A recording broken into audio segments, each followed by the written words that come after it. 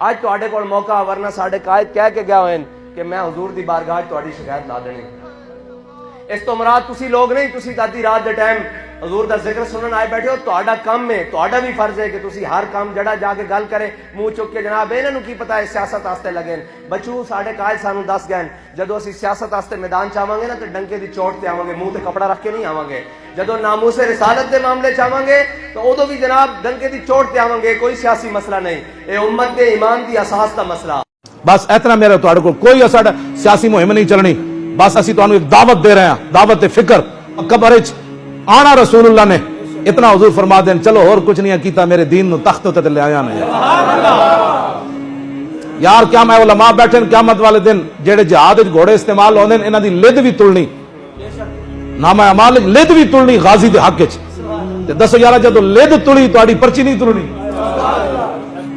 یہ پرچی اتنی وزنی بن جائے۔ حضور جدوں تہاڈے خاکے بن رہے سن، حضور جدوں تہاڈیاں فلماں بنا رہے سن، جدوں مسیتاں دے سپیکر اتر رہے سن، اذاناں تے پابندی لگ رہی سی، تہاڈے وارثاں نوں فور شیڈول لا کے تے بدماش بنایا جا رہے سی، ممبراں تے بہن والے علماء تے حافظاں نوں، جدوں اتنے سپیکراں قرآن پڑھنا دہشت گردی تھا، پرچہ کٹ جاتا تھا۔ یا رسول اللہ اس وقت میں نے آپ کے دین کے لیے ایک پرچی دی تھی، وہ اگر قبول ہو جائے تو پھر وہ بڑے کریم ہیں، ہاں جی وہ بڑے کریم ہیں، اب ان کے دین کی طرف واپس آؤ۔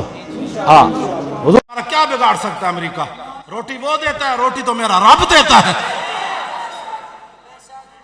پاکستان اللہ رب العالمین نے اپنے محبوب کے نالے پاک کے صدقے جو لگی ہوئی خاک تھی نا، اس کی برکت سے ہمیں یہ ملک دیا ہے، ہماری عزتیں، یہ پگڑیاں، یہ ساری چیزیں حضور کی وجہ سے ہیں۔